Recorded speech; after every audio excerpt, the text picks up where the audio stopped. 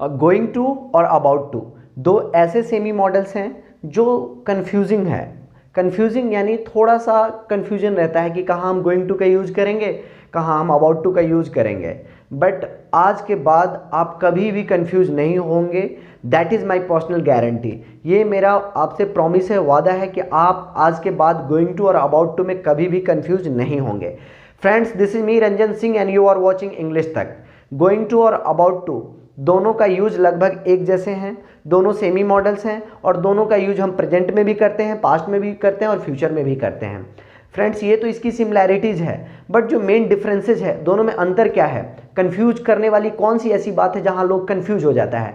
Friends, मैं आज उस सीक्रेट को रिवील करने वाला हूं। I am going to reveal that secret. आज मैं उस रहस्य को खोलने वाला हूं, ओपन करने वाला हूं। वो कौन सा रहस्य है? देखो, गोइंग टू का मतलब होता है वाला है, वाली हैं, वाले हैं, या फिर वाला था, वाली थी, वाले थे, या फिर वाला होगा, वाली होंगी, वाले होंगे। अबाउट टू का भी हिंदी मीनिंग यही है, प्रेजेंट, पास्ट, फ्यूचर में। अब देखो, गोइंग टू का मतलब होता है वाला है परंतु जो अभी नहीं होगा। जैसे किसी ने बोला कि वह भाषण देने वाला है लेकिन वह अभी भाषण देने वाला नहीं है, इसके लिए हम गोइंग टू का यूज करेंगे। अगर आपने बोला कि भाषण देने वाला है और अभी अभी देने वाला है, उसके लिए अबाउट टू। मैं एक एग्जांपल बताता हूं। किसी ने बोला कि he is going to deliver speech, वह भाषण देने वाला है, तो इसका मतलब है वो आप अभी नहीं भाषण दे रहा, हो सकता है 5 घंटे बाद देगा, कल देगा, परसों देगा, 10 दिन बाद, 1 महीने बाद देगा। लेकिन अगर किसी ने ऐसा बोला कि he is about to deliver speech, इसका मतलब है स्टेज सज चुका है, यानी पूरी तैयारियां हो चुकी हैं, नेताजी स्टेज पे आएंगे, माइक लेंगे और भाषण देना शुरू कर देंगे वो। तो अबाउट टू का मतलब होता है जो चीज़ होने को है, होने ही वाला है, उसके लिए हम अबाउट टू का यूज करेंगे। और जो चीज़ होने वाला है परंतु अभी नहीं, इंस्टेंट नहीं होगा, उसके लिए हम गोइंग टू का यूज करेंगे। मैं उम्मीद करता हूं कि आप समझ गए होंगे। फ्रेंड्स, अगर किसी ने बोला आपसे, बहुत सही एग्जाम्पल बताने की कोशिश कर रहा हूं और इससे आप 100% समझेंगे। किसी ने आपसे ऐसा बोला कि I am going to play cricket, मैं क्रिकेट खेलने वाला हूं, इसका मतलब है कि वो अभी नहीं क्रिकेट खेलने वाला है, वो बाद में खेलेगा। अगर किसी ने ऐसा बोल दिया कि I am about to play cricket, तो इसका मतलब है वो अभी अभी जस्ट खेलने ही वाला है, मैदान में जा रहा है और खेलेगा वो, ये मतलब हुआ। अब एक और एग्जाम्पल मैं दूंगा, इससे आप 100% समझ जाएंगे कि मैं क्या बताने की कोशिश कर रहा हूँ।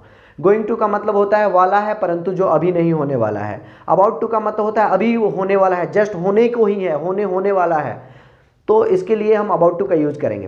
कोई आपका फ्रेंड है या कोई भी थर्ड पार्टी हो, कोई भी लोग हो, किसी ने आपसे बोला कि I am going to suicide, मैं आत्महत्या करने वाला हूं, किसी ने ऐसा बोला, तो आप उसके घर वाले को इन्फॉर्म कर दो, यदि आप जानते हो तो, ठीक है, आप उसके घर वाले को इन्फॉर्म कर दो, क्योंकि उसने बोला है कि I am going to suicide, तो आपकी ड्यूटी बनती है कि आप वो उसके घर वाले को इन्फॉर्म कर दो।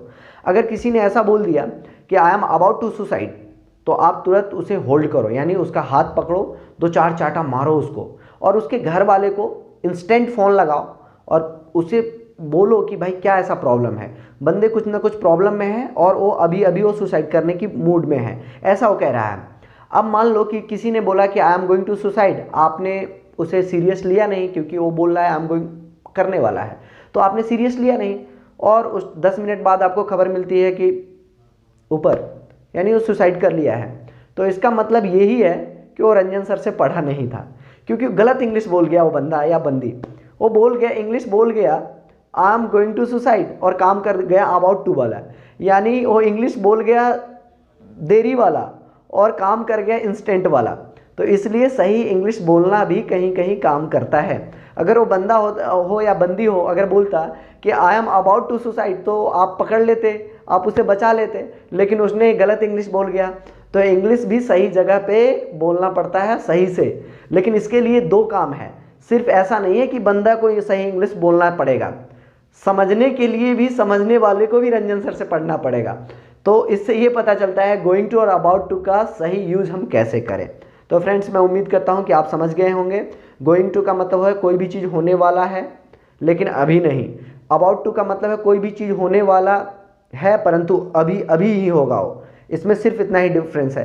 किसी ने बोला he is about to die, वह मरने वाला है, तो वह मरने वाला है, कोई हॉस्पिटल में है, 90 ईयर्स का मतलब कोई ओल्ड मैन है, कोई भी ओल्ड पर्सन है, वो कह रहा है he is going to die, यानी वो मरने वाला है। अब कोई ज़रूरी नहीं कि वो अभी मरेगा, लेकिन अगर उसने बोल दिया कि he is about to die, तो वो मरने को हो, यानी मरने ही वाला है वो, इसका मतलब ये है। कोई 90 ईयर्स का कोई पर्सन है और उसके सही ठीक होने की कोई उम्मीद नहीं है, there is no single hope of his recovery, तो उस केस में डॉक्टर ने भी जवाब दे दिया कि भाई ले जाओ इसे, ठीक है, तो उस केस में बोल सकता है he is about to die. ठीक है, तो फ्रेंड्स मैं उम्मीद करता हूं कि आपको समझ में आया होगा गोइंग टू और अबाउट टू, लेकिन ध्यान रखें गोइंग टू और अबाउट टू का यूज सही जगह पे यूज करना है और सही से यूज करना है। तो बोलने वाले को भी सही से बोलना पड़ेगा और समझने वाले को भी इंग्लिश तक पे पढ़ना पड़ेगा, रंजन सर से पढ़ना पड़ेगा। तो फ्रेंड्स मैं उम्मीद करता हूं कि आपको सब कुछ समझ में आ गया गोइंग टू और about to. And please do not forget to subscribe my channel and do not forget to hit the bell icon and also share this link to your friends. आप इस लिंक को सभी के पास forward करो, क्योंकि सभी को इस प्रकार का ज्ञान होना अनिवार्य है, नहीं तो वही गोइंग टू और अबाउट टू वाला मैटर हो जाएगा। तो इसलिए आप इस लिंक को तो निश्चित रूप से सारे अपने दोस्तों के बीच में शेयर करो। Thank you so much. जय हिंद, जय भारत।